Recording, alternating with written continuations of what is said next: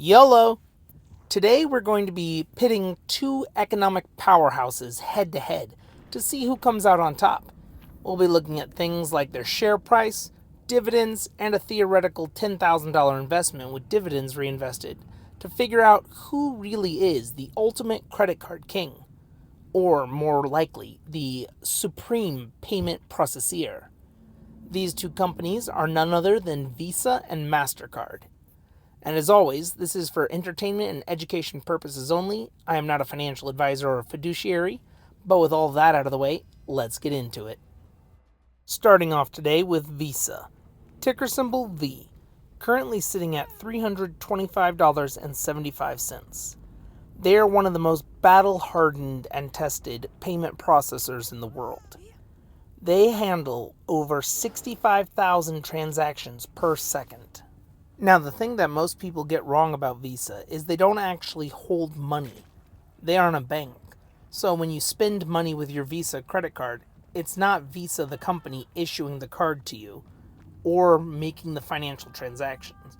They are more like the highway on which the transactions take place for the banks or the credit cards that use their system. So they're a middleman, and they collect those sweet middleman fees every time you swipe or tap your card. A fun fact about Visa is it actually started as Bank AmeriCard back in 1958, so they've been operating for a while. But it didn't become the Visa that we know and love until about 1976. The reason for the name change was because Visa is easier to pronounce in almost every language, so it was a marketing trick to get foreign customers on board by making it easier to roll off of any type of tongue. A company this old, operating as well diversified as they are in multiple different regions of the world, collecting all those sweet middleman fees, generates a nice chunk of change. In 2024, their revenue for the year was $35.9 billion with a B, billion dollars. Now, one thing that Visa can do with all that money is to reward their shareholders with some nice dividends. Visa currently pays a quarterly dividend of 67 cents per share. But that's enough about Visa. Now let's take a look at their competitor, MasterCard. Ticker symbol MA, currently sitting at $536.85. MasterCard was originally created by a coalition of banks trying to fight against Bank AmeriCard, aka Visa.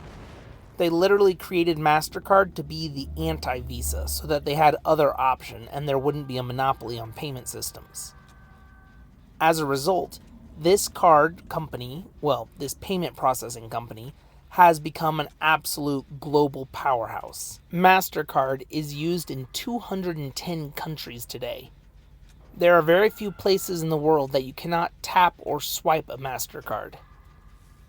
They were one of the first companies to introduce the PayPass in 2003, which was years ahead of the technology for things like Apple Pay or Google Wallet. It was designed to make small purchases faster than swiping a card.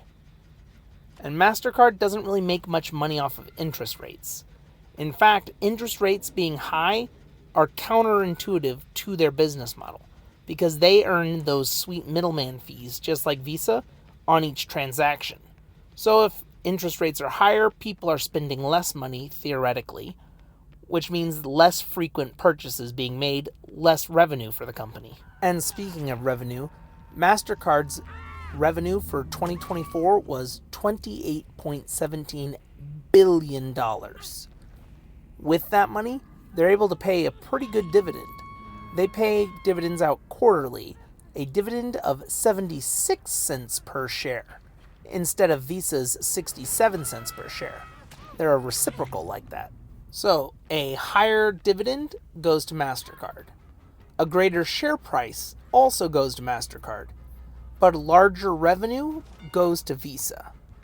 But now we need to see what a hypothetical $10,000 investment in each of these companies back in 2008 would be worth with all dividends reinvested to give us an idea of who's really giving the better return over time. Starting off with Visa, $10,000 investment back in March of 2008 with all dividends reinvested would be worth roughly $268,000 to $279,000 today. That is a massive return for one of the safest things that you can invest in, which is payment processing. People love to do online shopping, myself included. I spend way too much money on Amazon. And every time I make an Amazon purchase, these two companies get a little bit of a kickback from it. Now let's turn our attention over towards MasterCard. Same setup. MasterCard, $10,000 investment back in 2008 with all dividends reinvested to today would be worth $848,000. That's well over double what Visa was able to produce. Absolutely crushing it. So in total, we would have to give the win to MasterCard. Visa was able to outdo them in total revenue for 1 year, but MasterCard is crushing them in every other metric today. Thank you for watching.